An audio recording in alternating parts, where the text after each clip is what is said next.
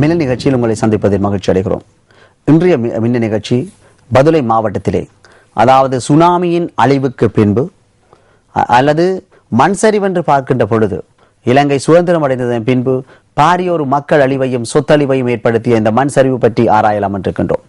அந்த வகையிலே இன்று நாங்கள் அங்கு நடந்த விடயங்களை வெளிக்கொண்டு வருவதற்காக மின்ன நிகழ்ச்சியை அமைத்திருக்கின்றோம். இந்த வடிவமைத்திருக்கின்ற பிரச்சனை முற்றுமுழுதாக மலையகம் எங்கும் நாங்கள் பார்த்தோமாக இருந்தால் எங்குமே இந்த மண் சரிவு விடயம் நாளாந்தம் நடைபெற்றுக் கொண்டிருக்கின்றன, மாதாந்தம் நடைபெற்றுக் கொண்டிருக்கின்றன.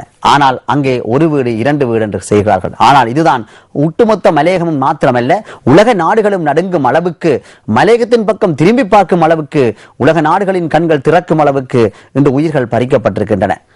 அமெரிக்க அரசாங்கம் முதல் முறையாக தனது நிதியுதவியை 6 மில்லியனாக வழங்கி இருக்கிறது. இதை சவுத் கொரியா போன்ற நாடுகளும் உடனடியாக நிதியுதவியை வழங்கி இருக்கிறது.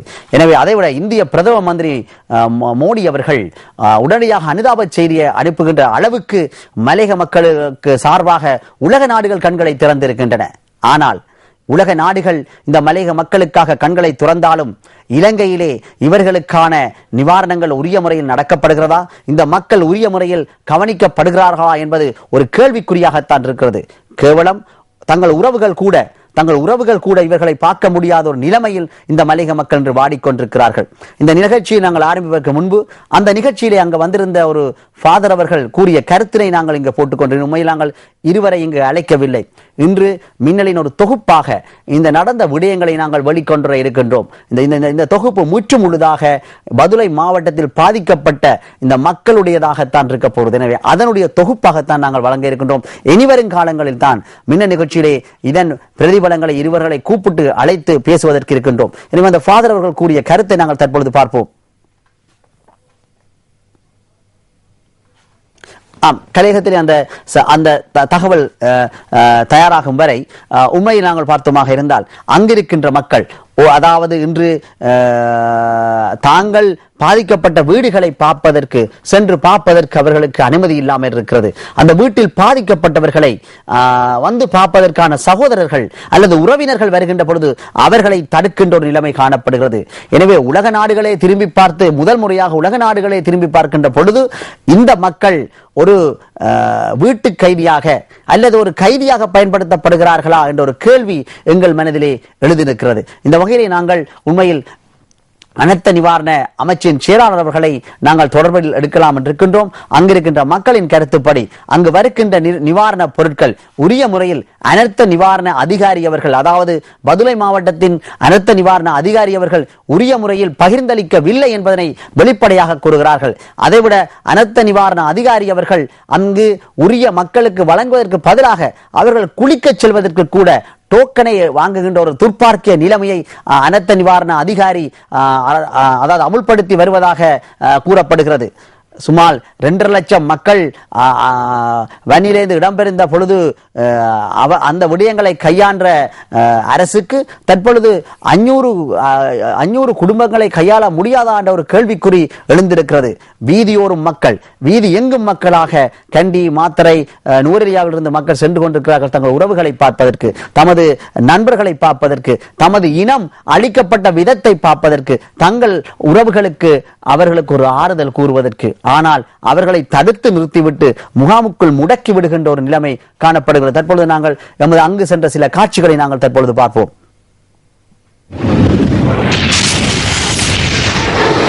நாங்கள் கேட்பது மக்கள் சார்பாக உங்களுக்கு வாக்களித்த மக்கள் இருக்கிறார்கள், அவர்கள் சார்பாக கேட்கின்றோம்.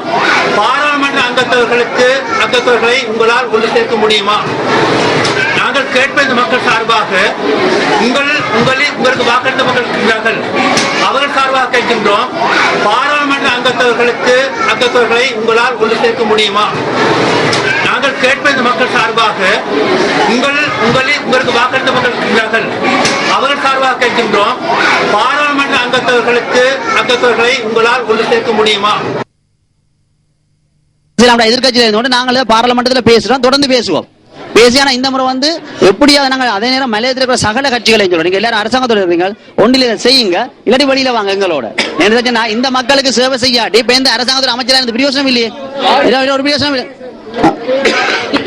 இல்ல சார், யாருமே வர மாட்டாங்க. நீங்க ஒரே ஒரு விஷயம், நீங்க வந்து தெம்பு சொன்ன மாதிரி யாருமே சொல்லலைங்க. இன்னைக்கு தான் எங்களுக்கு மன சந்தோஷமா இருக்கு சார். இன்னைக்கு தான் சந்தோஷமா இருக்கு மனசு எங்களுக்கு. பார்த்துட்டு ஒருத்தருமே தெம்பு சொல்லலைங்க எங்களுக்கு. மக்களுக்கு வந்து பிரச்சனை சொன்னா நாங்கள் அங்க பாராளுமன்றத்துல இருந்தோ ஆளுங்கட்சியில இருந்து எந்த வித பிரயோசனமும் இல்ல. இந்த வகையில் நாங்கள் பார்க்கின்ற பொழுது இன்னும் அந்த இடத்துக்கு செல்லாத பிரதி அமைச்சர்கள் கூட இருக்கிறார்கள் என்று சொன்னால், இன்று ஒரு பக்கம் உங்களுக்கு தெரியும் அந்த ஃபாதர் அவர்கள் கூறிய கருத்து. அந்த ஃபாதர் அவர்கள் கூறிய கருத்து என்ன? உங்களால் அவர் உண்மையில் நாளைக்கு ஒரு ஃபாதராக இருந்து கொண்டு அவர் அரசியல் பேசியிருக்கிறார், அவர் அரசியல் பேசியிருக்கிறார். அதை பற்றி நான் வருவதற்கு முன்பு நாங்கள் உண்மையில் எமது டிசாஸ்டர் மேனேஜ்மெண்ட் அனர்த்த நிவாரண அமைச்சின் செயலாளர்களுடன் உரையாடலாம் என்று இருக்கின்றோம். அவருடன் ஒரு உரையாடலை அதே நேரம் சகல கட்சிகளுக்கும் நாங்கள் இந்த மின்னல் முடிவதற்கு முன்பு மலையத்தை பிரதிபடுத்துகின்ற சகல கட்சிகளுக்கும் நாங்கள் மின்னலூடாக அழைப்பு விடுக்கின்றோம். அந்த ஃபாதர் அவர்கள் கூறிய கருத்துப்படி நாங்கள் அனைவரும் இணைந்து இந்த மக்களின் பிரச்சனையை தீர்க்கிறதுக்கு ஒன்று பெற வேண்டும் என்று, குறிப்பாக மலையத்தின் பிரதான கட்சியாக இருக்கின்ற இலங்கை தொழிலாளர் காங்கிரஸ் நூரெலியாவில் 6 மாகாண சபை உறுப்பினர்களை போட்டு 6ஐயும் வெற்றி பெற்றிருக்கிறது. பதுளையில் 3 உறுப்பினர்களை போட்டு 3 பேரையும் வெற்றி பெற்றிருக்கிறது. இலங்கை தொழிலாளர் காங்கிரஸ் அமைச்சர் ஆறுமுகன் தொண்டமான் அவர்களுக்கும் அழைப்பு விடுக்கின்ற அதே நேரம் ராதாகிருஷ்ணன் மலைய மக்கள் முன்னணியின் அரசியல் தலைவர் ராதாகிருஷ்ணன் பிரதி அமைச்சர் அவர்களுக்கும் அதேபோல் திகாம்பரம் அமைச்சர்களுக்கும் நாங்கள் மக்களின் பிரச்சனையை தீர்ப்பதற்காக நாங்கள் வேற்றுமையை விட்டு இந்த மின்னல் முடிவதற்கு முன்பு உங்கள் கருத்துக்களை கூறுங்கள், நீங்கள் இணைந்து செயற்படுவதற்கு தயாரா என்று சொன்னால் மக்களின் பிரச்சனை இந்த நிகழ்ச்சியின் முடிவில் உங்களுக்கு தெரியும் பாரிய பிரச்சனையாக இருக்கிறது. எனவே மக்களின் பிரச்சனை பாரிய ஒரு பிரச்சனை இருக்கு. நாளைய தினம் நாங்கள் பாராளுமன்றத்தில் சந்திப்பதற்கு அவர்கள் கேட்கின்ற கேள்வி, அந்த ஃபாதர் அவர்கள் உண்மையில் ஒரு அரசியலாக கூட நடத்தி இருக்கலாம், அரசியல் நாடகமாக கூட இருக்கலாம். ஆனால் இருந்தாலும் நாங்கள் சேர வேண்டும் என்பதனை அவர் கூறிய பொழுது எவரும் மறுக்கவில்லை. இது அந்த பாதிக்கப்பட்ட மக்களின் குரல். இதற்கு எத்தனை அரசியல்வாதிகள் செவிமடுக்கப் போவீர்கள்? உங்களுடன் இணைந்து செயற்படுவதற்கு மின்னல் தயாராக இருக்கிறது. அரசியல் வேறுபாடுகளுக்கு அப்பால் நாங்கள் இணைந்து செயற்பட வேண்டும் இந்த மக்களுக்காக. மின்னல் முடிவதற்கு முன்பு உங்களுடைய பதிலை நாங்கள் எதிர்பார்த்து காத்துக்கொள்வோம். அதே நேரம் நாங்கள் இப்போது அனர்த்த நிவாரண அமைச்சின் செயலாளர்களுடன் சற்று உரையாடுவோம் அவருடைய அங்கிருக்கின்ற பிரச்சனை தொடர்பாக.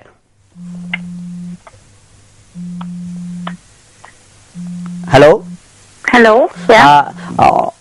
Secretary, actually we are happy to have you online, and actually we know that during the rehabilitation and resettlement you are working very hard to resettle the people and all. So we know you through the conservative committee meetings and all, you are working hard.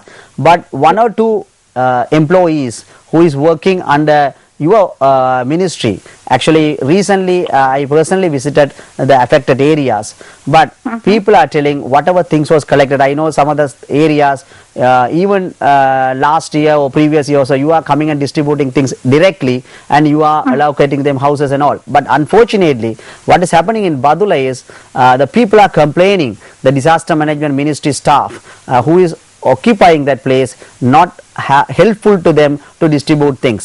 So they are finding difficult for the mattress, and some other people are finding difficult for the plastic buckets. Some people are finding difficult for the kids to give some milk powders. So those kind of allegations are there. So we are expecting your answer and we are expecting your attention, and we are requesting from Minnal, if you have, normally you visit directly these places, if you have time, please visit that place and see the people's problem without these government servants who is not that keen to solve the people's problem. Okay. I understand what you say. Yeah. As a secretary to the Ministry of Disaster Management, if there are any shortcomings, I myself would like to take the responsibility, and I will assure you I will immediately go there and see what has happened. Because on the day incident, on the 29th itself, I myself along with my Honorable Minister, we were there. And we went and directed all the people how to make it and how the affected people to be treated, because this is a special case.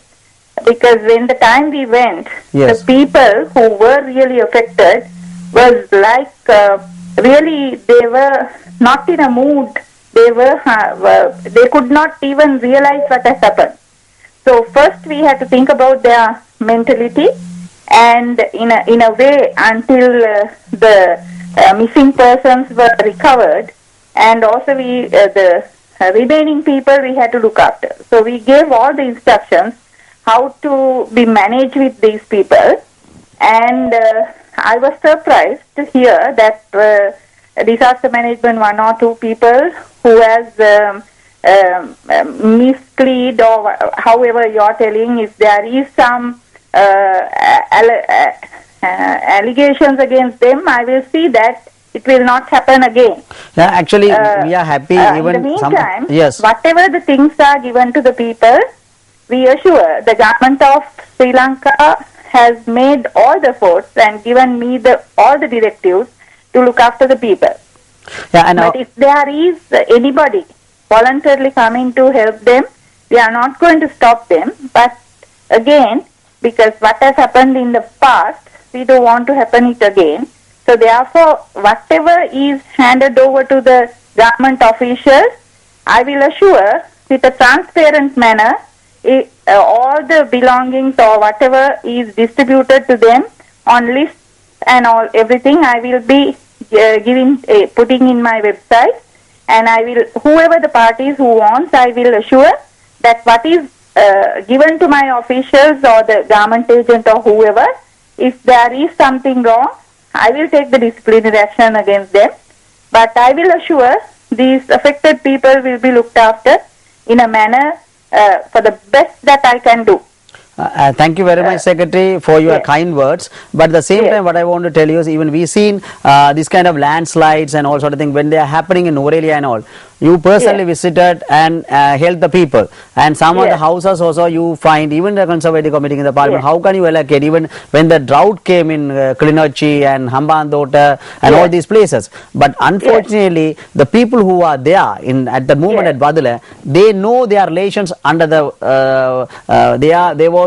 they know that they are killed and they are unable to take their bodies as well. So they are personally very unhappy. But to at least, if we can make them happy, at least we should make them to keep their life at least to happy. I will visit the place, not tomorrow, day after tomorrow. Yes. Because tomorrow I have to submit some reports and some cabinet papers to safeguard and to do for these victims. And not only these people getting a lesson learned from this, even the other vulnerable areas, we have to take some long-term measures. So I had to submit a cabinet paper through my minister.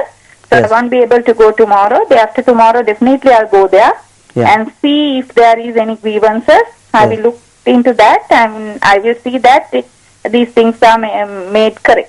Yes, and actually we are requesting, thank you very much, you are spending a valuable time, but we are requesting you, the way you handled the previous occasion, the same way, if you direct cover your instructions, some of the officials, we can see through directly that they are not feeling, that there are no human feelings in it. Actually, we need a counseling for these people who are affected, but the way they are treating these disaster management staff, actually they are really suffering. Even some of the visuals I am going to play here, people are telling, when the people are trying to talk to them, also they are not loving. My brother is outside, so I spoke to the disaster management staff. They are telling, no, you can't talk to your brother. So they are telling, I lost my sister, I lost my brother, I have only one eldest brother who worked in Colombo, he is coming to see me, but they are not allowing them to see him.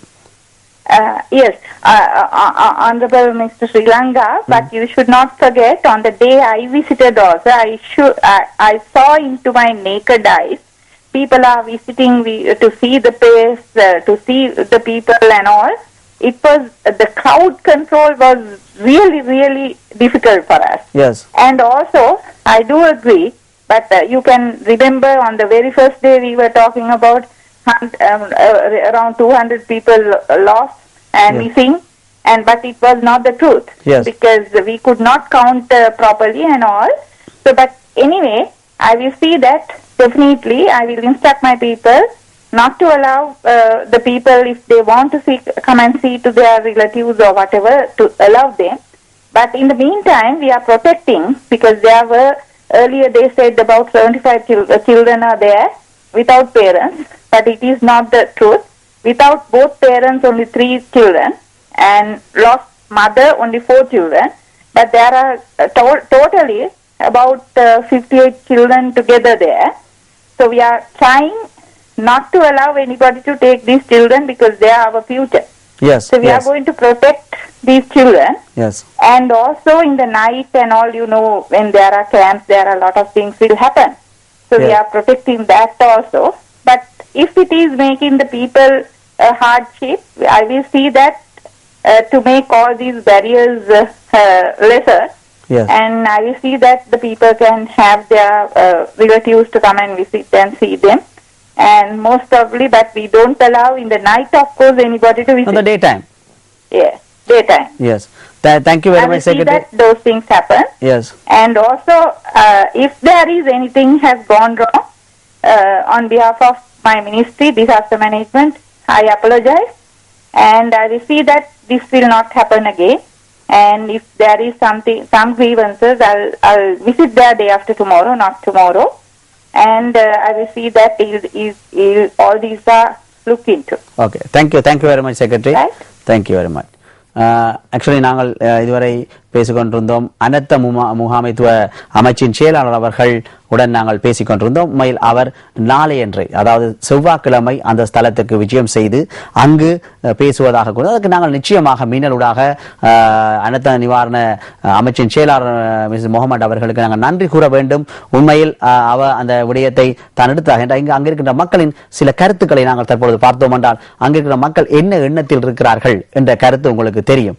அதையும் பார்ப்பதற்காக ஆனால் உண்மையில் நிச்சயமாக அங்கிருக்கின்ற ஊழியர் ஒருவர் உண்மையில் ஹம்பாந்தோட்டையை சேர்ந்த ஊழியர் அவர்கள் தான் அங்கு இருப்பதாக கூறிவிட்டு அவர் மிகவும் காரசாரமாக அந்த மக்களுடன் நடப்பதை நாங்கள் கண்டிருக்கின்றோம். அந்த மக்களை ஏதோ ஒரு கைதியாக அந்த மக்கள் ஏற்கனவே பாதிக்கப்பட்டு ஒரு கணவனை இழந்த மனைவியை இழந்த கண்கண் அதாவது பிள்ளைகளை இழந்த தாய்தேப்பனை இழந்த பிள்ளைகள், அக்காவை இழந்த தங்கச்சி இழந்த அக்கா என்று மாறி மாறி இருக்கின்ற பொழுது இவர்களும் பனையால் விழுந்தவனை மாடேறி உலக்குவது போல் இவர்களின் நடவடிக்கைகள் இருக்கின்றன. எனவே உண்மையில் நன்றி செயலாளர் அவர்களை இந்த விடயத்தை நீங்கள் கவனத்தில் கொண்டதற்கு.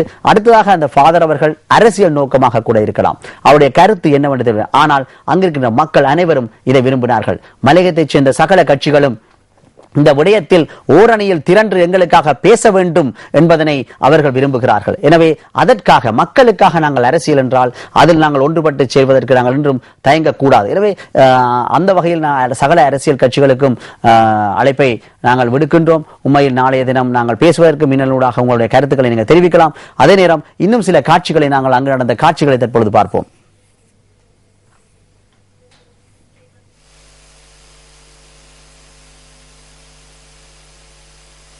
சார் இங்கே அக்கள் எங்களை எட்டன் தலாவாக்கல சைட்லேருந்து வந்திருக்காங்க. அவங்கள இங்கேருந்து கொஸ்லாந்தைக்கு அனுப்ப மாட்டேங்கிறாங்க. எங்களுக்கு ரோட் பிளாக் பண்ணுறாங்க. அது எதனால் பிளாக் பண்ணாங்கன்னு எங்களுக்கு தெரியாது. நிறைய பேர் சாம பஸ்ல எல்லாம் கொண்டு விட்டு ரொம்ப அவதிப்படுறாங்க. அவங்க இப்போ சாமெல்லாம் கொண்டு அவங்க கை கொடுக்குறதுக்கு இங்கே வீட்டு கொஸ்லாந்த போனாலும் கொஸ்லாந்தில் சிலி போன இடத்த பார்க்க விட மாட்டேங்கிறாங்க. அது எதனாலன்னு தெரியல சார். அந்த காரணம் எங்களுக்கு தெரியணும். நாங்களும் சாமா கொண்டு வச்சிருக்கோம் சார். நாங்களாம் கொடுத்து ஏன்னா ஆக்கள் கைக்கு போய் சேர மாதிரி சாமா எல்லாம் பண்ணிட்டு அவங்க அங்கங்க ஸ்டாக் பண்றாங்க. எத்தனையோ மந்திரிமார்கள் இருக்கிறாங்க. ஆனா எத்தனை தமிழ் மந்திரிமார்கள் வந்தாலும் எங்களை பாக்குறதுக்கு அலோட் பண்ண மாட்டாங்க. ரங்கா சார் வந்து நிக்கிற மாதிரி மந்திரிமார்ட்ட எங்கிட்ட பேச முடியறது இல்லை யார்ட்டையும். அவங்க வரும்போது நிறைய போலீஸ் ஆர்மியோட வர்றாங்க, நிக்கிறாங்க, போறாங்க. அவங்க நெருங்கி பேச முடியறது இல்லை. ரங்கா சார் நாங்க நெருங்கி நின்று பக்கத்துல நின்று பேசுறோம், எங்களை விட மாட்டேங்கிறாங்க. அது என்ன காரணம்? மந்திரிமார்கள் எத்தனையோ பேர் இருக்கிறாங்க, எலெக்ஷன் கேட்கும் போது வர்றாங்க, இந்த மாதிரி பேச மாட்டேங்கிறாங்க. இந்த டைம் மட்டும் எங்களை அனுப்பணிக்க மாட்டேங்கிறாங்க. அது என்னன்னு எங்களுக்கு தெரியல சார். நான் வந்து இந்த இயற்கை அனர்த்தத்தில் பாதிக்கப்பட்ட மலைய மக்களுக்கு உதவி நிவாரணம் வழங்குறதுக்கு வந்திருக்கோம். இதுக்கு வந்து நாங்கள் போகிறதுக்கு இந்த பெரகலையிலேருந்து பணியை போகிறதுக்கு எங்களுக்கு யாரும் இது ஒத்துழைப்பு கொடுக்க மாட்டேங்கிறாங்க. நாங்கள் சாதாரணமாக ஒரு 6 லட்ச ரூபா பெருமதியான காசு தொகையும் கொண்டு வந்திருக்கோம். மற்றது அது அவங்களுக்கு என்ன வேணுங்கிறத கொடுக்குறதுக்காக கொண்டு வந்திருக்கோம். எங்களுக்கு இதுலேருந்து அனுப்ப மாட்டேங்கிறாங்க. இந்த வகையில் நாங்கள் பார்த்தோமாக இருந்தால் இன்னும் சில காட்சிகளை நாங்கள் உங்களுக்கு தருவதற்கு இருக்கின்றோம். இந்த காட்சிகளின் ஊடாக நீங்கள் உண்மையில் பார்க்க முடியும் எப்படியாக இந்த மக்கள் உண்மையில் நிவாரணத்தை வழங்குவதற்கு மக்கள் ஏன் நானும் ஏதோ செய்ய வேண்டும் என்பதற்காக அவர்கள் வருகிறார்கள். இன்று ஐக்கிய அமெரிக்கா இலங்கை அரசு கேட்காமலே உதவிக்கு முன் வந்திருக்கிறது. அதே நேரம் சவுத் கொரியா இலங்கை அரசு கேட்காமையே உதவிக்கு முன் வந்திருக்கிறது. இந்திய பிரதம மந்திரி தனது அனுதாப செய்தியை கூறியிருக்கிறார். அந்த அளவு தூரத்திற்கு இந்த அனர்த்தம், இந்த மண் சரிவு உலக மக்களின், உலக தலைவர்களின் கவனத்தை ஈர்த்திருக்கிறது. அப்படி இருக்கின்ற பொழுது எமது உறவுகளின் அழிவையும் எமது இனத்தின் அழிவையும் பார்த்து கொண்டு எமது மக்களால் கைகட்டும் எண்ணமும் நோக்கமும் இல்லாதவர்களாகத்தான் எமது சகோதரர்கள் காணப்படுகிறார்கள். எனவே அவர்கள் ஏதோ தங்களால் இயன்றதாய், ஒருவர் மாத சம்பளமாக 2000 பெறுபவர்கள் கூட ஏதோ ஒன்று நான் ஒரு 1000 ரூபாயை கொடுக்க வேண்டும் என்று வருகின்ற பொழுது அவர்களுக்கு அந்த உதவியை செய்ய முடியாமல் போய்விட்டால் அவருடைய மனதிலே எவ்வளவு பாதிப்பை ஏற்படுத்தும். அதை வந்து கூட இன்று நாங்கள் போகின்ற பொழுது அந்த ரோட்டிலே சுமார் 10-15 வாகனங்கள் சாமான்களுடன் தரித்து நிற்கப்படுவதையும் அங்கு அனர்த்த நிவாரண முகாமைத்துவ அமைச்சினால் தடுக்கப்படுவதையும் கண்டோம். ஆனால் நன்றி, உண்மையில் செயலாளர் அவர்கள் அங்கு சென்று அதை அந்த செவ்வாய்க்கிழமை சென்று பார்ப்பதாக கூறினார். இவர்களை நாங்கள் வீதியில் சந்தித்தவர்கள். இன்னும் சில தகவல்களை நாங்கள் தற்பொழுது இன்னும் சில விஷுவல்களை தற்பொழுது பார்ப்போம்.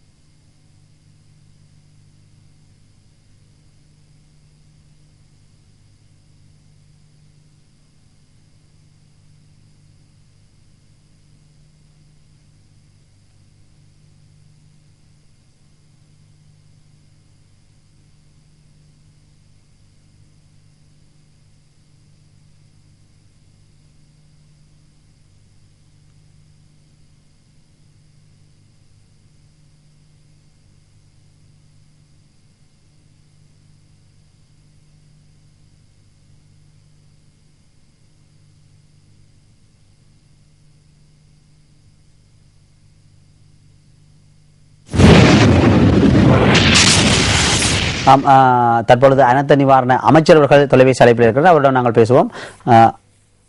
ஹலோ හලෝ කර ඇමැතුමා දැන් රජයෙන් ඇමැතුමා කියලා තිනවා මේ කට්ටිය නවපදිංචි කරනවා කියලා වෙන තැනෙන්. ඒක ඇමැතුමා දැනට මොන වාගේද ඔබතුමාගේ අමාත්‍යාංශය තුල මේ වාගේ කටයුතු මොන වාගේ තත්ත්වයද දැන් තියෙන්නේ මේ කට්ටිය නවපදිංචි කරන එක? දැන් රංගා මේ අපි දැන් තමත් තීන්දුව කළා තියෙනවා අපේ කැබිනට් මණ්ඩලෙත් ඒ පිළිබඳව සාකච්ඡා කරා. මේ අයව ආරක්ෂිත ස්ථානවල පදිංචි කළ යුතුයි කියන මතය ඉන්නවා. ඒ නිසා ඒ සඳහා සුදුසු ඉඩම් තෝරලා දෙන්න කියලා අපි NBR එකට ගොඩනැගිලි පරීක්ෂණ ආයතනයට දැනුම් දීලා තියෙනවා. ඒ අය තෝරලා දුන්නු විගස ඒ ඉඩම් තෝරලා දුන්නු විගස ඒවා අපි කට්ටි කරලා මේ අයට ගෙවල් හදා දීමේ වැඩපිළිවෙල ක්‍රියාත්මක කරනවා. ඒ සඳහා සම්පූර්ණ මුදල් රජයෙන් දරන්න අපි තීන්දුව කරා. සාමාන්‍යයෙන් නිවසක් ආණුනාම දෙනවට වඩා වැඩි මුදලක් යොදවලා ගේ හදලා දෙන්න තමයි අපි බලාපොරොත්තු වෙන්නේ. ඒ කියන්නේ ඇමතුමා දැනටම පටන් අරන් තිනවා මේක ළඟ නවපදිංචි කරන්න ගෙවල් වල සූදානම් කරලා මේකට නවපදිංචි කරන්න දැනටම ඔබතුමාගේ අමාත්‍යාංශය තුල වැඩපිළිවෙල සාකච්ඡාව පටන් අරන් තියෙනවා. ඔව් ඇත්තටම දැන්තම් පටන් ගන්න තියෙන අපිට තිබෙන ගැටලුවක් තමයි මේ NBR එක තමයි මේ ඉඩම් හරියට සොයලා දෙන්න ඕනේ. මොකද මේ ප්‍රදේශය ඔබ දන්නවා කඳුකර ප්‍රදේශයේ පදිංචියට සුදුසු ඉඩම් තාමත් අඩුවෙන් තියෙනවා. ඒ වගේම වතු සමාගම් අපිට පෙන්වන ඉඩම් කිසිසේත් බොහෝ දුරට 90%ක්ම ඒගොල්ලෝ පෙන්වන්නේ මිනිස්සුන්ට පදිංචියට සුදුසු ඉඩම් නෙමෙයි. ඒ නිසා දැන් අපි උපදේශ ලබා දීලා තියෙන NBR එකට සුදුසු ඉඩම් තෝරගෙන ඉන්පසු දෙන්න කියලා ඊළඟට සමාගම් මේකට විරුද්ධ වුණොත් තමයි අපිට ප්‍රමාදයක් වෙන්නේ. මම හිතනවා එහෙම විරුද්ධ වෙන එකක් නෑ කියලා. ඒ විරුද්ධ වුණත් අපි පවරා ගැනීමක් කළා හරි එයාට ආරක්ෂිත තැන්වල නිවාස ඉදි කළා දෙන්න. මෙතුමා මේ ඉඩම් වේගනාට විරුද්ධ වෙන්න පවර ගන්න ඕනේ නේද? මෙතුමා මේක ඔක්කොම රජයේ ඉඩම් නේ මෙතුමා අපි ලීස් එකටනේ දීලා තියන්නේ. අනිත් එක මෙතුමාට ඒ තනේ දැන් මේ වාගේ සිද්ධියක් වෙනවා කියලා මහින්ද සමරසිංහ මෙතුමා කියලා තියෙනවා. නමුත් ඒකලා ඒකට නවපදිංචි කරන ඉඩම එකක් දීලා තියෙනවා.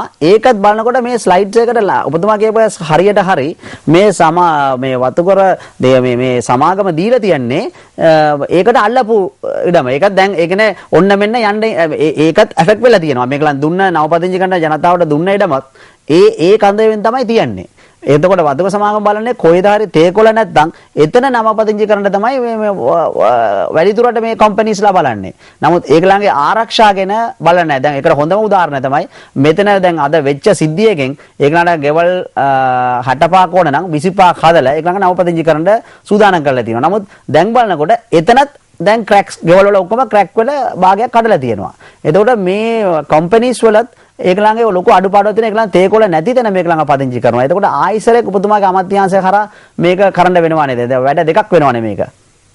ඔව් ඒක තමයි රංගා කියන ප්‍රධාන ප්‍රශ්නේ ඔය මේ ඔය බදුල්ලේ සිද්ධිය විතරක් නේ නුවරඑළිය ගත්තත් මාතලේ ගත්තත් නුවර ගත්ත හැම තැනම ඔය ඔබ කියු තත්ත්වය තමයි තියෙන්නේ. අපිට පෙන්නලා තියෙන හැම ඉඩමක්ම වගේ බොහෝ දුරට පෙන්නලා ඉඩම් වලින් 90%ක් විතර නෑ පදිංචි කිරීමට සුදුසු ඉඩම් නෙමෙයි. ඒ නිසා තමයි දැන් ඔබ කිව්වා මේ රජයේ ඉඩම් නමුත් රජයේ ඉඩම් වුණාට මේක පහුගිය කාලේ දීලා තියෙන්නේ නැව. සම්පූර්ණ අයිතිය දුන්නු මට්ටමටම තමයි දීලා තියෙන්නේ. ඒක සමහරය බද්දක්වත් සම් වෙන්නේ නැහැ. ඒගොල්ලෝ සම්වර්ධනය කරන්නේත් නැහැ. ඒක ඉඩම් වල තියෙන ගස් ටික කපා ගන්නවා, ඉඩම් වල තියෙන මැණික් හාර ගන්නවා. ඒ වගේ දේවලුත් වෙන බව අපි දන්නවා. නමුත් ඒ නිසා තමයි මේ වෙලාවේ ජනාධිපතිතුමා විශේෂයෙන් මේ වස්තු පාලනය සම්බන්ධ ප්‍රධාන නිලධාරීන්ට උපදෙස් දුන්නා දෙන්න කියලා. එහෙම නොදුන්නොත් අපි අනිවාර්යෙන් පවරා ගැනීමක් කරනවා. බොහොම සුදී ඇමතුමා මෙච්චරලාව ටෙලිෆෝන් එකෙන් ආවිලා අපිත් එක්ක සාකච්ඡා කරලා බොහොම සුදී ඇමතුමා. உண்மையில் நாங்கள் பார்த்தோமாக இருந்தால் இந்த மக்களுக்கு வீடுகள் வழங்கப்பட வேண்டும் என்பதும் அங்கு மக்களினால் வைக்கப்பட்ட கோரிக்கை, நிரந்தர வீட்டிலே இருக்க வேண்டும் என்பதும் மக்களினால் வைக்கப்பட்ட கோரிக்கையாக இருக்கிறது. எனவே உண்மையில் இந்த மக்கள் இந்த விடயம் ஏற்கனவே அமைச்சர் கூறியது போல் இந்த தேயிலை கம்பெனிகளினால் இதைத்தான் நாங்கள் கிட்டத்தட்ட 10 வருடங்களாக முன்னிலை கூறி வருகிறோம். தேயிலை கம்பெனிகள் மக்களை பற்றி அக்கறைப்படுவது இல்லை. தேயிலை கம்பெனிகள் நிச்சயமாக தங்களுடைய லாபத்தை பார்க்கிறார்களே ஒழிய அங்கிருக்கின்ற மக்களை பார்ப்பதில்லை என்பதை நாங்கள் பலமுறை கூறியிருந்தோம். அதை அமைச்சரே கூறுகிறார். அவர்களை மீண்டும் குடியேறுங்கள் என்று இவர்கள் கொடுத்த இடங்கள் அனைத்துமே அந்த மக்கள் மீள் குடியேறக்கூடிய இடங்கள் அல்ல.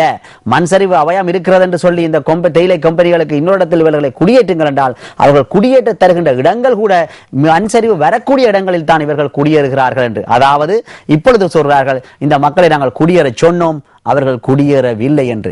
ஆனால் அமைச்சர் அவர்களை கூறுகிறார், இவர்கள் இந்த கம்பெனிக்காரர்கள் தேயிலை கம்பெனிக்காரர்கள் கொடுத்த இடங்கள் அந்த மக்கள் வாழக்கூடிய இடம் இல்லை என்று. வாழக்கூடியாத இடத்தில் அவர்களை குடியேற்ற கூறினால் எப்படி மக்கள் செல்வார்கள்? எனவே இந்த அனர்த்த நிவாரணத்தில் மக்கள் சொன்ன இடத்தில் செல்லாததுதான் காரணம் என்று கூறிய கருத்து இன்று பொய் என்பது அமைச்சரின் கருத்தூடாகவே நிரூபிக்கப்பட்டு விட்டது. எனவே மக்கள் மீள்குடியேற முடியாத இடங்களில் தான் நுவரெலியாலும் பதுளையிலும் பண்டாரவளையிலும் மக்களை குடியேறும்படி இந்த கம்பெனிகள் தேயிலை கம்பெனிகள் கேட்டு வருகின்றன. இதனால் தான் மக்கள் அந்த இடங்களில் குடியேறவில்லை. எனவே இந்த அனர்த்த நிவாரணம் ஏற்பட்டது மக்களால் அல்ல. கம்பெனிகள் உரிய இடங்களை கொடுத்து அவர்கள் உரிய முறையில் இடம் மாற்றவில்லை என்பது இன்று ஆணித்தரமாக தெளிவாக தெரிகிறது. எனவே இது ஒரு மக்களுடைய நாளாந்த வாழ்க்கையாக காணப்படுகிறது மலையகத்திலே. எனவே இதற்கு ஒரு முற்றுப்புள்ளி, இந்த ஒரு அழிவுடன் முற்றுப்புள்ளி வர வேண்டும். இன்னும் சில தகவல்களை நாங்கள் இந்த எமது விஷுவல்களை தற்பொழுது பார்த்துவிட்டு மீண்டும் எமது உரையாடலுக்கு வருவோம்.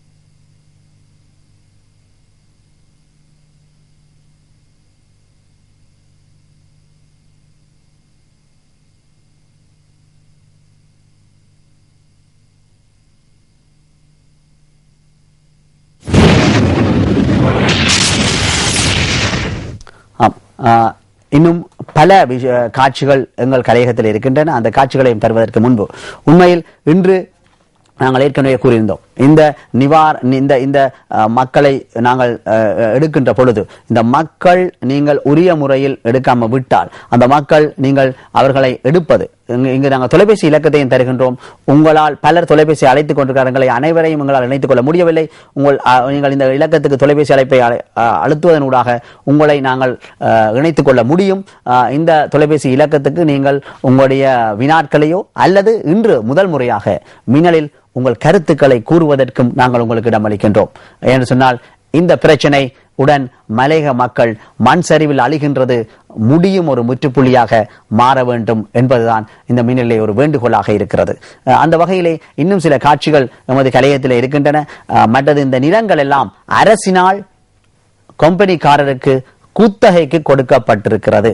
அந்த வகையில் தான் இந்த காணிகளில் மக்கள் குடியேறுகின்ற பொழுது அரசாங்கத்தில் உள்ள அமைச்சுக்கள், அதாவது மஹிந்த சமரசிங்க அமைச்சு கூடாகவும் தேசித்த அமைச்சுக்கு ஊடாகவும் இவர்களை வெளியேற்றும்படி வழக்கு தாக்கல் செய்கின்றதும் அரச காணிகளில் குடியேற முடியாது என்று வெளியேறுகின்ற நிலைமையும் நாங்கள் காண்கின்றோம். இன்னும் இதில் அரவாசி காணிகள் LLRCக்கும் அரசுக்கும் சொந்தமான காணிகள் குத்தகைக்கு கொடுக்கப்பட்டிருக்கின்றன. ஆனால் நீண்ட காலமாக இந்த கம்பெனிக்காரர்கள் அதாவது அதற்கான வரியையோ எதையோ செலுத்தாமல் அனுபவித்துக் கொண்டிருந்து அவர்கள் ஏதோ சொந்தக்காரர்கள் போல் மாறிவிட்டார்கள். ஆனால் இன்று நாங்கள் நாட்டின் சட்டத்தை பார்த்தோமாக இருந்தால் அவர்கள் உண்மையிலே இந்த காணிக்கு சொந்தக்காரர்கள் அல்ல. இந்த காணிக்கு மத்திய வங்கியின் அறிக்கையை பார்த்தால் நுவரெலியா மாவட்டத்திலே 170% காணிகள் அரச காணிகளாத்தான் மத்திய வங்கியினால் குறிக்கப்பட்டிருக்கிறது. பதுளையிலும் 160-65% காணிகள் இன்னும் அரச காணிகளால் தான் காட்டப்பட்டிருக்கின்றன. எனவே இன்னும் சில காட்சிகளை நாங்கள் தற்பொழுது பார்ப்போம், இன்னும் கருத்துக்களையும் காட்சிகளையும். ஹலோ, தொலைபேசி. ஹலோ, வணக்கம். ஹலோ, அவருடைய தொலைபேசி. ஹலோ, வணக்கம். உங்களோட தொலைக்காட்சி பற்றி சத்தத்தை குறைத்து வைங்கள். உங்களோட தொலைக்காட்சி சத்தத்தை குறைத்து வைங்கள். நன்றி நன்றி நன்றி. உண்மையில் இன்னும் பல விடயங்கள் எங்களுக்கு பேசுகின்றோம். இப்பொழுது நாங்கள் சில காட்சிகளை தற்பொழுது பார்ப்போம். சக்தி டிவிக்கு நாங்கள் நன்றியை தெரிவிக்கிறோம். இந்த மாதிரி யாருமே எங்களுக்கு சாமான் கொண்டு கொடுத்தது இல்லை. இவ்வளோ நாளைக்கு வந்து இன்னைக்கு 5 நாள் ஆச்சு. இன்னைக்கு தான் இவ்வளோ சில மன திருப்தியெல்லாம் கொண்டு கொடுத்துருக்காங்க. சக்தி டிவிக்கு ரொம்ப தேங்க்ஸ் சொல்கிறோம். நாங்கள் எதுவுமே உடுப்பு கூட இல்லாமல் பிள்ளைகள் எடுத்துட்டு வெளியே வந்தோம். அதனால இந்த நிமிஷத்துல எங்களுக்கு எல்லாமே கிடைச்சிருக்குது. எங்களுக்கு மிச்சமே சந்தோஷம். சக்தி டிவிக்கு மிச்சம் சந்தோஷம் தான் சொல்லுறேன். மண்ணெரிப்பு காரணத்தினால எங்களை எல்லாத்தையும் கொண்டு வந்து இந்த மாதிரி ஒரு மைதானத்தில் வச்சிருக்காங்க. இன்ன வரைக்கும் யாருக்கும் இந்த மாதிரி ஒரு உடையல் கொடுத்தோ எதுக்குமோ எங்களுக்கு யாரும் உதவி செஞ்சதில்லை.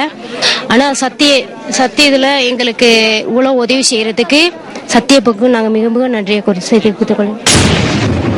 இன்னைக்கு தான் எல்லாம் கிடைச்சிருக்கு தாராளமா.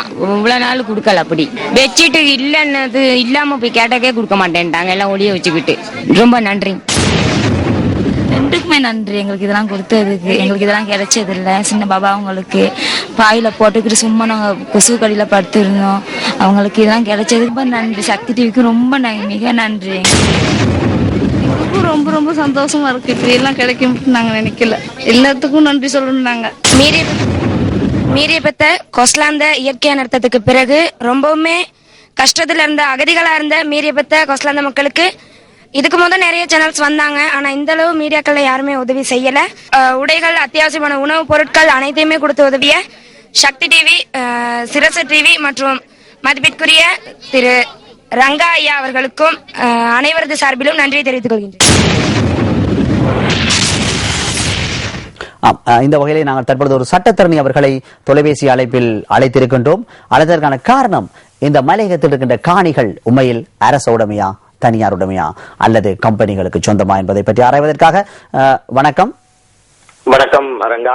வணக்கம். எனக்கு என்னென்று சொன்னால், இந்த மலையகத்துள்ள காணிகள் குறிப்பாக நுவரெலியா, பதுளை, பண்டாரவளை, கேகோல், ரட்னபுர போன்ற பாணிகளுக்கு அப்பால் பதுளையிலும் நுவரெலியாலும் உள்ள காணிகளை மத்திய வங்கி அரசுக்கு சொந்தம் என்றுதான் குறிப்பிட்டு வருகிறது, 70% காணிகளை. எனவே சட்ட ரீதியாக ஒரு சட்டத்தரணி என்ற வகையிலே யாருக்கு சொந்தமாக இருக்கிறது இந்த காணிகள்? உண்மையிலே ரங்கா அவர்களே, இந்த நான் நினைக்கிறேன் இது பற்றி நாங்கள் முன்னே ஒரு நிகழ்ச்சியிலும் கதைத்தோம். மின்னலில் அதாவது நாங்கள் உண்மையிலே கணேசராஜன் அவர்களை நாங்கள் மின்னலில் உங்களுடன் உரையாடினோம் இதை பற்றி. இருந்தாலும் இந்த மாயையை தெளிக்க வேண்டிய தூங்குபவர்களை எழுப்பலாம். தூங்குற மாதிரி நடிப்பவர்களை எழுப்பது கொஞ்சம் கஷ்டம் தானே.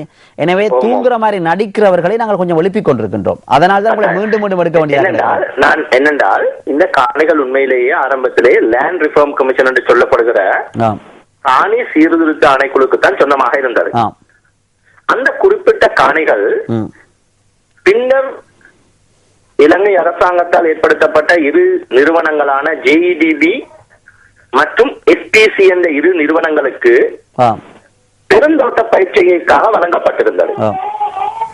அதன் பின்பு குறித்த ஜேஇடிபி எஸ்பிசி என்ற இரண்டு நிறுவனங்களும் பிளான்டேஷன் கம்பெனிகள் என்று சொல்லப்படுகின்ற, அதாவது இந்த குறித்த கொஸ்லந்தை இந்த குறித்த பிரதேசத்தை எடுத்தால் நான் நினைக்கிறேன் இது மஸ்கரிய பிளான்டேஷனுக்கு சொந்தமான எஸ்டேட்.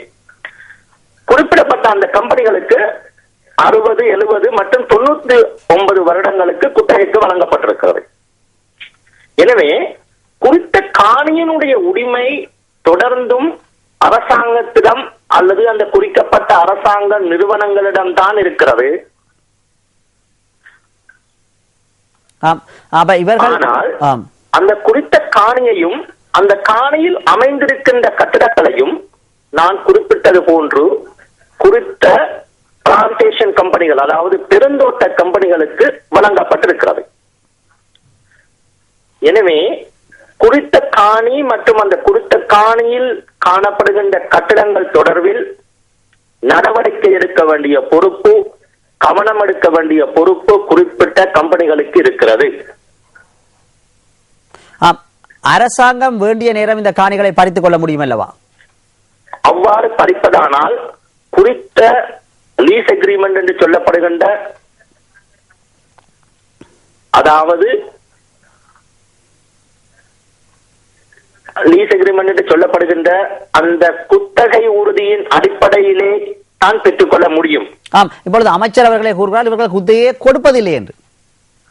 எனவே இல்லை, நான் நினைக்கிறேன் குத்தகை கம்பெனிகளை பொறுத்தளவில், அந்த குத்தகைக்கு எடுத்த பெருந்தோட்ட கம்பெனிகளை பொறுத்தளவிலே இந்த ஜேஇடிபி எஸ்பிசி என்ற இரண்டு நிறுவனங்கள் குத்தகைக்கு வழங்கிய பொழுது அந்த குத்தகை கட்டணமாக அந்த குத்தகையிலே குறிப்பிடப்பட்டிருக்கிறது மாதாந்தம் அல்லது வருடாந்தம் அவர்கள் செலுத்த வேண்டிய தொகையை பற்றி. அவ்வாறு அவர்கள் குத்தகை செலுத்தவில்லை என்றால் அவர்களுக்கு அந்த கம்பெனி அந்த காணிகளை அந்த குறிப்பிட்ட கம்பெனிகளுக்கு கொடுக்க வேண்டிய தேவையில்லை.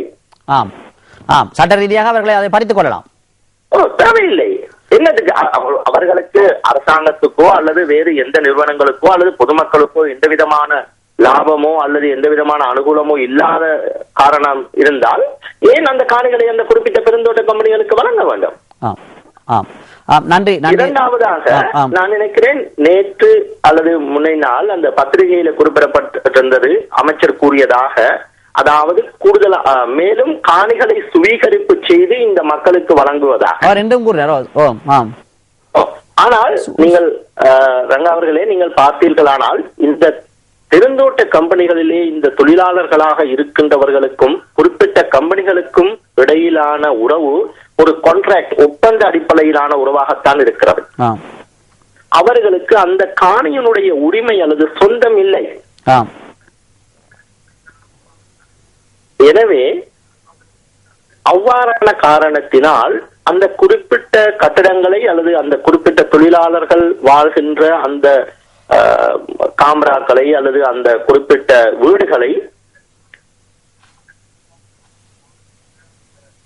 முறையான வகையில் பராமரிக்க வேண்டிய பொறுப்பு இந்த கம்பெனிகளுக்கு இருக்கிறது.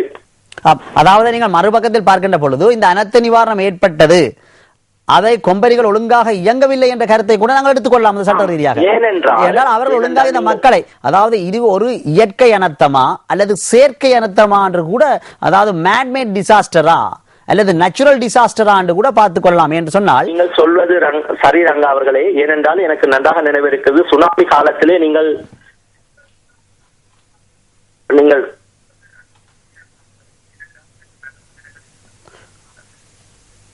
நீங்கள் சுனாமி காலத்திலே இந்த சுனாமி நிவாரணம் தொடர்பில் மிக மும்முரமாக கடமையாற்றி இருந்தீர்கள். மேலும் வெள்ளம் ஏற்படுகிறது. எனவே ஆனால் இந்த மண் சரிவை பொறுத்தளவிலே எங்களுக்கு தெரிந்தளவிலே இது தொடர்பாக அறிவித்தல் முன்னரே வழங்கப்பட்டிருக்கிறது. எனவே அவ்வாறு வழங்கப்பட்ட அறிவுறுத்தல்களை குறித்த கம்பெனிகள் கவனத்தில் எடுக்காமையினால் அல்லது அவர்களுடைய கவனையினத்தால் ஏற்பட்ட விளைவுதான் இது. இது man-made disaster. மனிதனால் உருவாக்கப்பட்ட ஒரு அழிவு. அப்பொழுது அவர்களுக்கு ஏற்பட்டிருக்கின்ற இந்த பணரீதியான நஷ்டமோ அல்லது மன உளைச்சலோ அல்லது மனரீதியான தாக்கமோ இவை எல்லாவற்றுக்கும் கம்பெனி, அதாவது பெருந்தோட்ட கம்பெனிகளும் பொறுப்பு கூற வேண்டிய கடப்பாடு இருக்கிறது. மிகவும் ஆணித்தரமான கருத்தினை சட்டத்தரணி கணேசன் அவர்களுக்கு நாங்கள் நன்றியை கூறுகின்றோம். உண்மையில் கம்பெனிகள் தமது பொறுப்பிலிருந்து தவறி இருக்கிறது.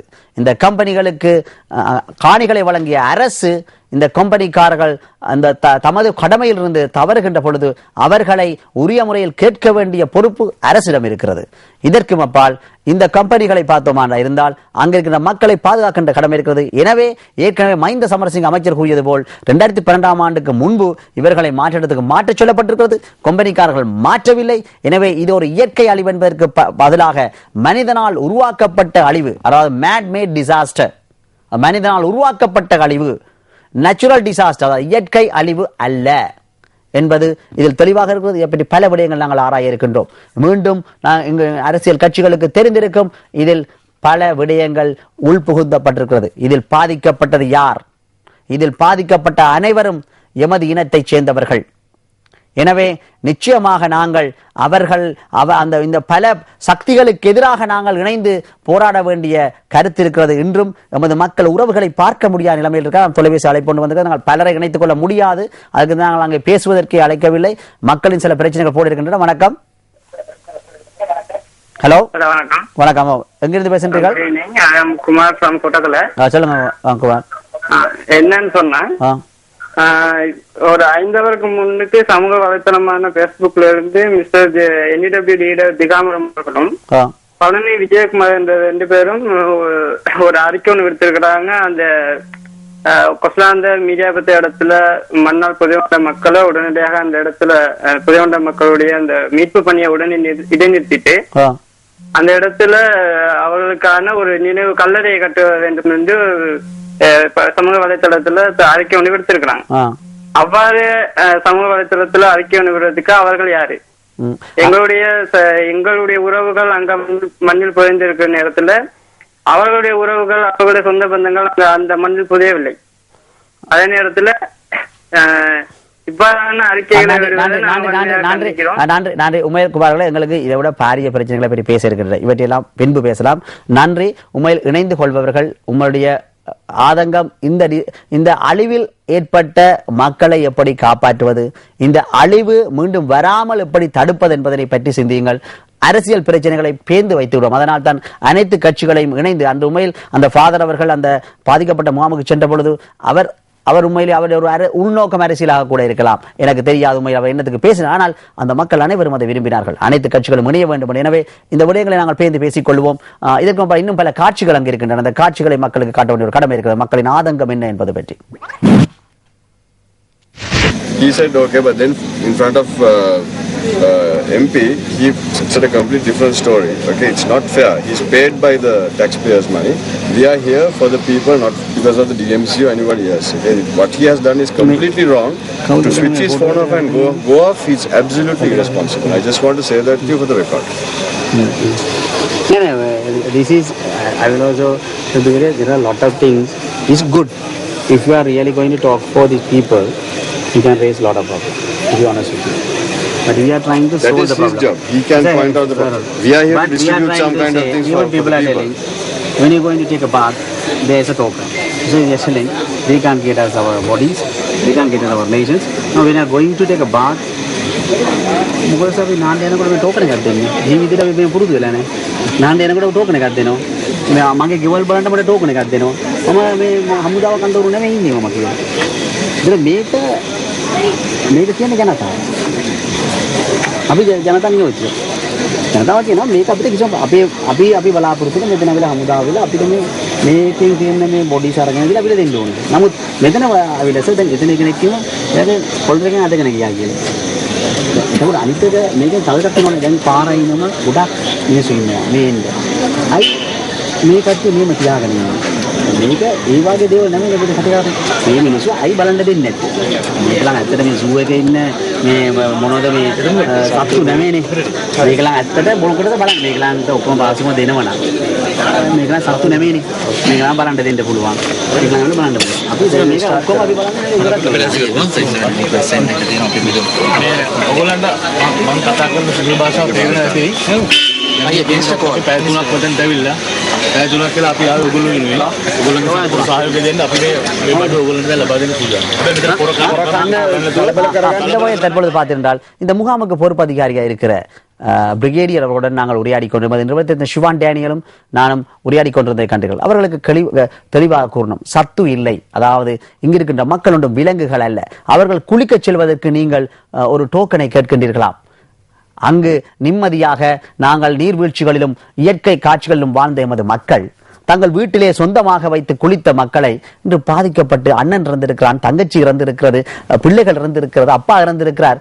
அந்த மக்கள் குளிக்க போவதற்கும் நீங்கள் டோக்கன் கேட்கிறீர்களாம். இவர்களை என்ன சத்துக்கள் விலங்குகள் என்று நினைத்தீர்களா என்பதை நாங்கள் உரையாடுவதை நீங்கள் கண்டிருப்பீர்கள். அதைவிட அங்கு வருகின்றவர்களை நீங்கள் பார்க்க விடுவதில்லை என்று கூறுகிறார். உண்மையில் அந்த பிரிகேடியர்கள் மிகவும் அழகாக தனது தொழிலினை செய்கின்றார். ஆனால் அங்கிருக்கின்ற ஒரு சில கேர்னல் அவர்கள் மிகவும் மக்களை அவர் ஒரு ராணுவ அதிகாரி போல் மிரட்டுகின்ற ஒரு நிலைமை காணப்படுகிறது. ஆனால் அந்த பிரிகேடியர் அவர்கள் உண்மையில் மிகவும் அழகாக அந்த மக்களை பேசி பிரச்சனைகளை பேசி அவர்களுடன் அணுகி வருகிறார். ஆனால் அவரிடம் கூட இன்னொரு பிரச்சனை கூறணும்.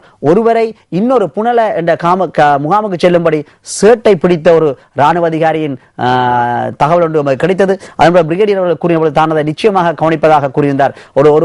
ஒரு வயது வந்தவரின் சேட்டை பிடித்திருக்கின்ற ஒரு நிலைமை காணப்பட்டிருக்கிறது. எனவே அதையும் நாங்கள் கூறினோம். இதை தயவு செய்து இப்படியான வேலைகளை நீங்கள் செய்ய வேண்டாம் என்று அதை பிரிகேடியர் அவர்கள் அழகாக கேட்டார். ஆனால் அங்கிருக்கின்ற ஒரு கேர்னல் அவர்களை பார்த்தால் அவர் ஏதோ இன்று இவர்கள் கைது செய்யப்பட்ட உறவுகளை இழந்து அங்கு வந்திருக்கின்றவர்களை ஏதோ கைது செய்யப்பட்ட கைதிகள் போல் நடத்துகின்ற ஒரு நிலைமை காணப்பட்டது. அதை நாங்கள் பிரிகேடியர் அவர்களுக்கு விளக்கிய பொழுது அவர் நிச்சயமாக இதற்கு பின்பு அந்த டோக்கன் கொடுக்கின்ற முறையோ அல்லது அங்கு வருகின்றவர்களை வெறும் மிரட்டுகின்ற நிலைமைகளையோ நிறுத்துவதாக கூறியிருந்தார். எனவே இன்று அமைச்சின் செயலாளர்களை எடுத்திருக்கின்றோம், அமைச்சர் அவர்களை எடுத்திருக்கின்றோம். வீடுகள் உடனடியாக கட்டிக் கொடுக்க வேண்டும் என்று சட்ட இன்னும் சில காட்சிகளை நாங்கள் தற்பொழுது பார்ப்போம்.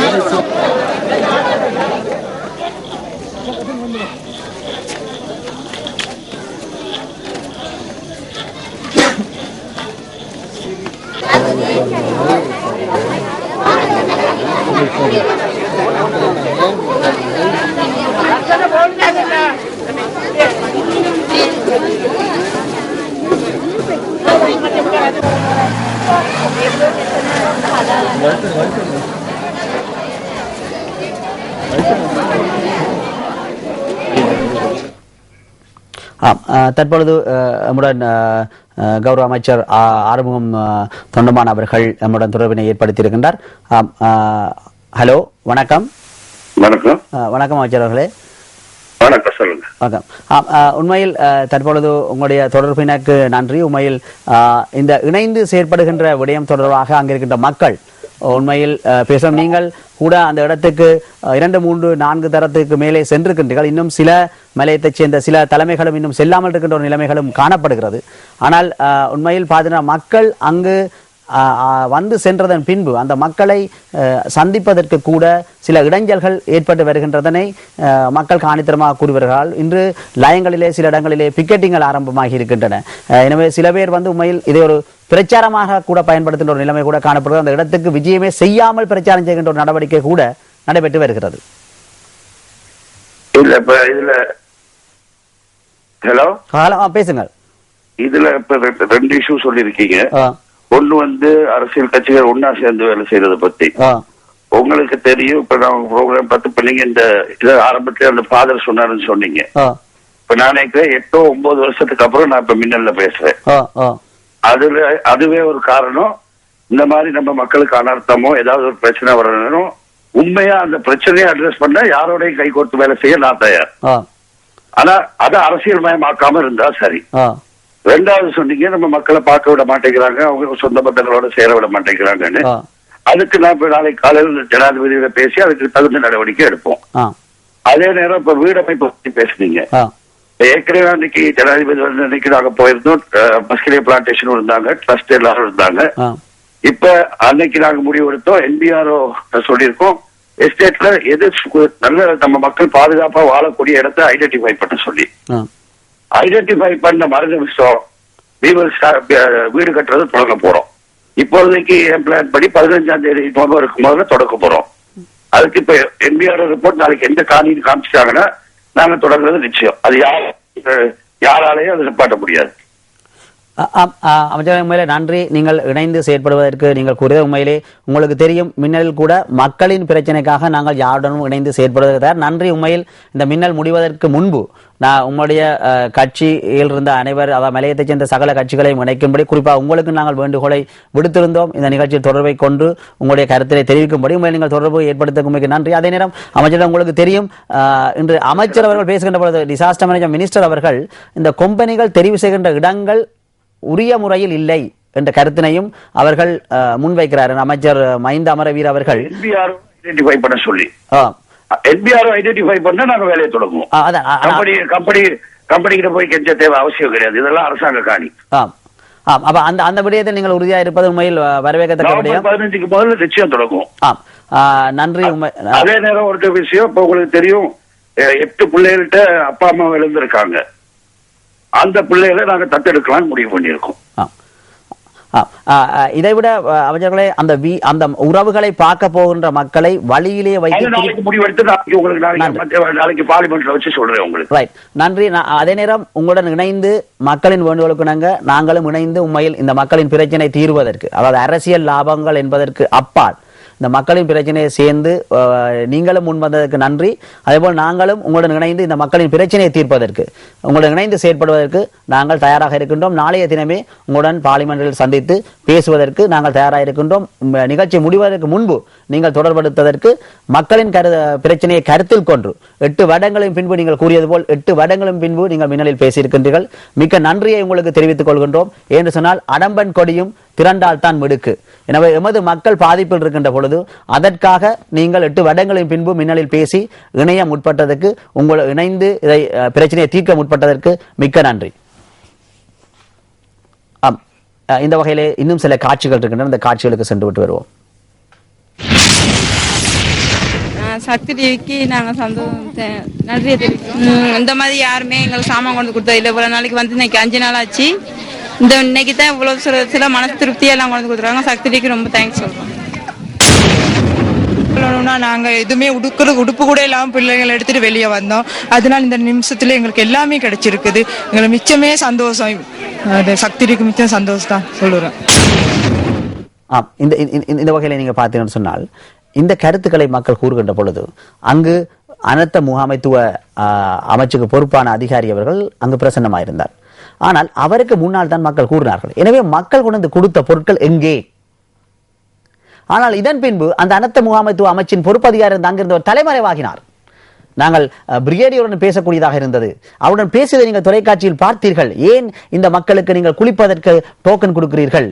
அந்த மக்கள் உறவுகளை இழந்திருக்கிறார்கள், ஏன் செய்கின்ற பொழுது அதை பதிலளிப்பதற்கு ராணுவ அதிகாரி அங்கு பிரசன்னமாக இருந்தார். அதற்கு நாங்கள் வரவேற்கின்றோம். அங்கு ஒரு கேர்னல் அவர்கள் மிகவும் புலியான முறையில் தனது நடவடிக்கையை மேற்கொண்டிருந்தார். அதை கூட நாங்கள் சுட்டிக்காட்டியிருந்தோம். ஆனால் அனர்த்த நிவாரண அமைச்சுக்கு பொறுப்பானவர் அவர் அந்த இடத்தை விட்டே சென்று விட்டார் என்ற மக்கள் நேரடியாக கூறினார்கள்.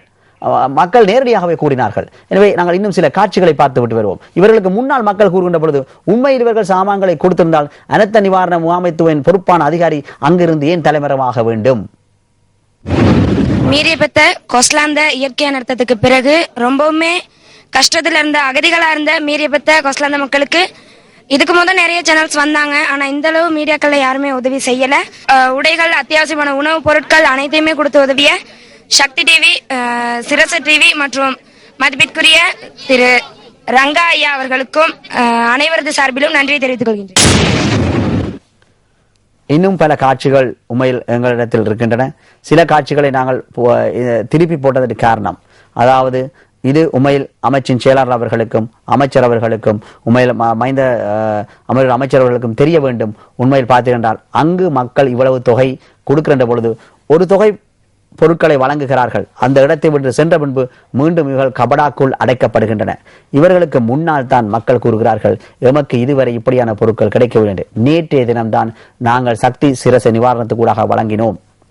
அப்படி என்றால் இவ்வளவு நாளும் வழங்கப்பட்ட பொருட்கள் எங்கே?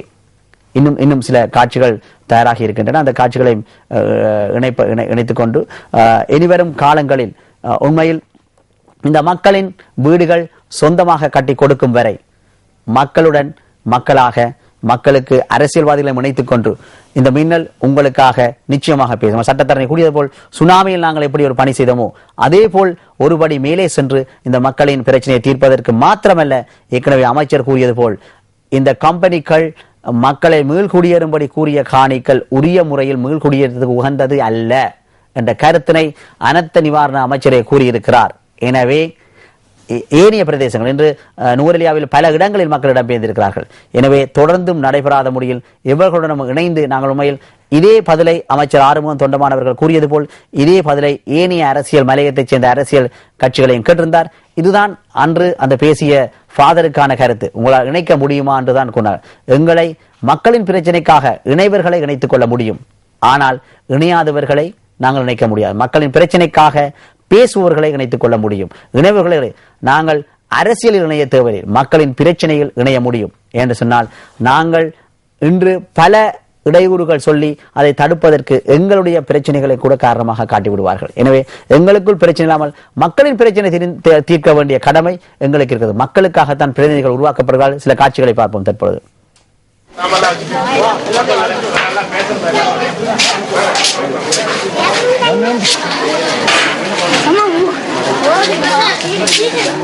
இவ்வளவு நேரம் உங்களோட நான் எல்லாம் நேரம் மினக்கட்டு உங்களோட இருந்தாலும் எனக்கு சந்தோஷம். எனக்கு ஒவ்வொரு தினம் வந்து அதில் மேலே கொடுக்க ஒவ்வொரு தரம் சொன்னாங்க, இப்படி சந்தோஷமா இருக்கு சார், நீங்க எங்களோட ஆட்களோட இருக்கிறது இதுன்றது. எனக்கு மேலே அந்நேரம் அவங்களோட கதைக்கிறது நேரம் இல்லை. ஒரு பாய்ஸ் மாதிரி மேலே இருந்தாங்க, ஒவ்வொரு இதை சொல்லி கொண்டு இருந்தாங்க.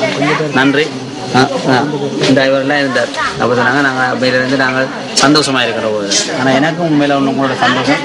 கடைசி இவ்வளவு ஒரு பெரியவர் இருக்க பிறகு ஒருக்காத்தானே நீங்க சிரிச்சீங்களே.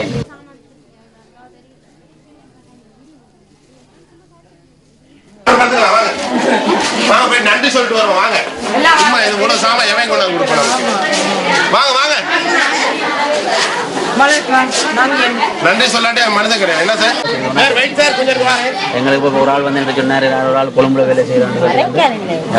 2வது குழந்தை பேர் சொன்னார், சரி அவங்களுக்கு ஓட்டும் போட இல்லை செய்ய, எனக்கு ஓட்டு போட அவசியம் இல்லை. சரியா, எல்லாமே சந்தோஷம். உங்களுக்கு நாங்கள் வந்து சந்தோஷம் தானே.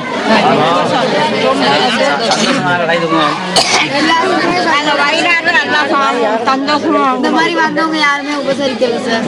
துக்கமா நாங்கள் எல்லாத்துக்கும் வயிறு நிறைஞ்ச